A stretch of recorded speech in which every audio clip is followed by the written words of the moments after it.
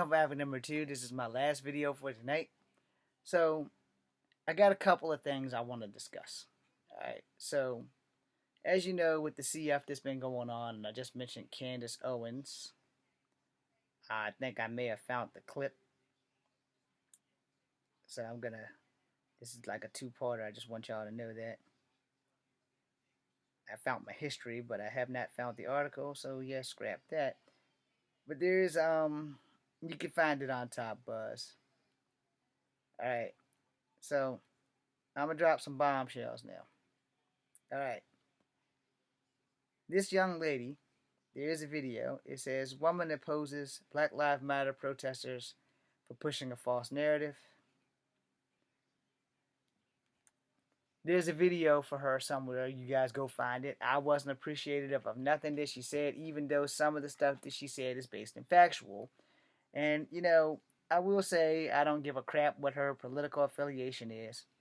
But this young lady, she also had an accent, so I don't know where she's from.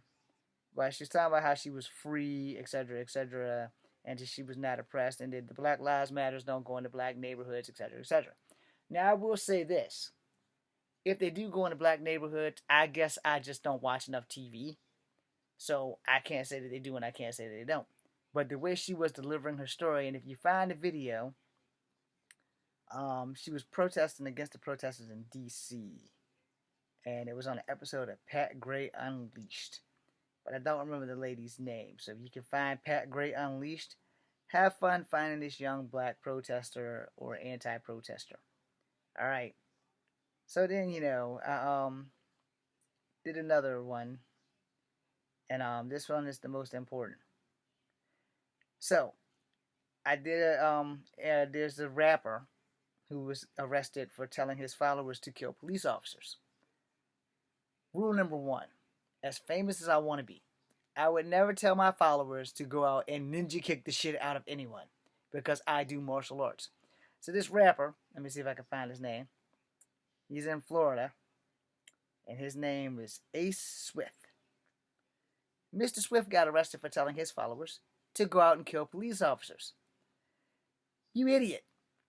You're looking for conspiracy charges, and that sometimes gives you more time than actually going out and shooting a goddamn police officer, which is really the dumbest damn thing that you can do if you're an influencer, is to influence someone else to go and do your damn dirty work.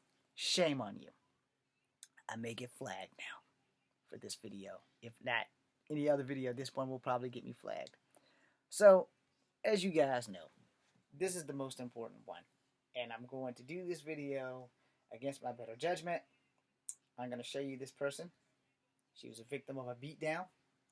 I'm going to play both sides of this fence, and I'm going to piss people off. I'm going to offend you, and I'm sorry. I'm also sorry to YouTube. Please let the video play because this is important. Alright? This young lady is a victim. This young lady is transgender. I do not personally have a problem with the Alphabet Squad, but I do these things all the time. Her name is Ileana Dora, and a tragic reminder that black trans lives should matter as well. I agree with that.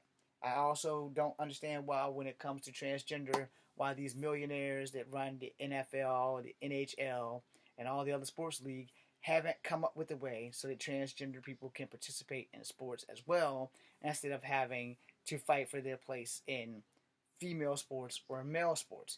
I said this because I was with Joe Rogan in his video about not letting transgender males compete in the UFC against normal females, because that's just basically a death sentence for the normal females.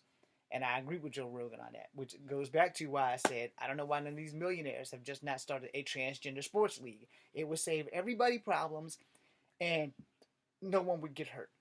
Transgenders would compete against transgender.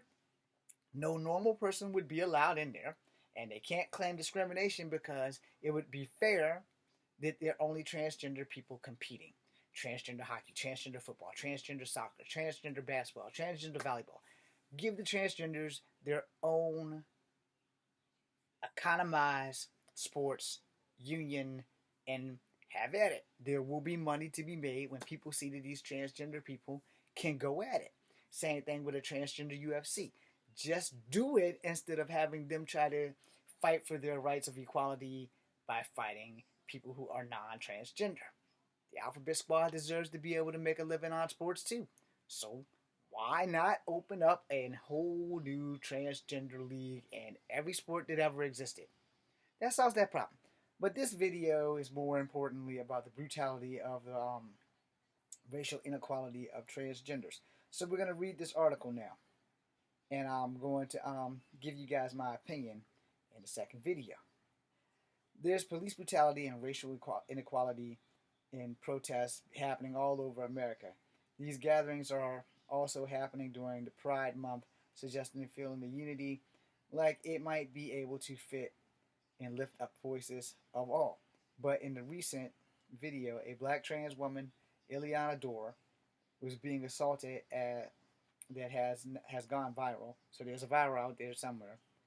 It seems to be sending a message otherwise. We've decided not to enable the video into this story, as it may be disturbing triggers to some. But there are links directly in the tweets of the video. We're not going there. The video is on Twitter. It was posted June the 2nd, so that's like 2 days ago.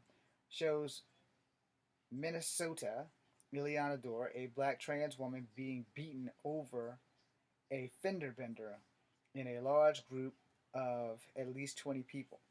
The video has been watched and viewed over 1.9 million times, showing the appearance of a chaotic scuffle between Dore and an unidentified black man in the outside of a convenience store parking lot. Bystanders can be heard shouting transphobic epithets and they're just saying some really bad stuff. I can't pronounce these words. So y'all know me. When I can't pronounce something, I will give you the close proximity, or I will spell it out. In fact, I will spell it out for you now. EPITHETS and ESCAL. That's escalating, by the way. The conflict. So sometimes I can read stuff. I don't know why I couldn't read it a second ago. I guess I had to think about it. Well, anyway, thankfully, Dore can be seen escaping the large group almost on the onlookers who fail to help her, seeking refuge behind the register while the store employees attempt to break up the fight. The crowd during the accident of violence against trans people of color comes after the recent high-profile murders of black trans American Nina Pop and Tony McDay. I'm pretty sure I didn't spell that right to those families. I apologize. Nina, Nina-Pop, and Tony McDay, Tony capital D-A-D-E. All right, so we got that out the way, just to apologize for the simple fact that I can't pronounce these names. A separate video later posted on Facebook by Dore shows her resulting injuries, including swelling, bruising, and damaged teeth.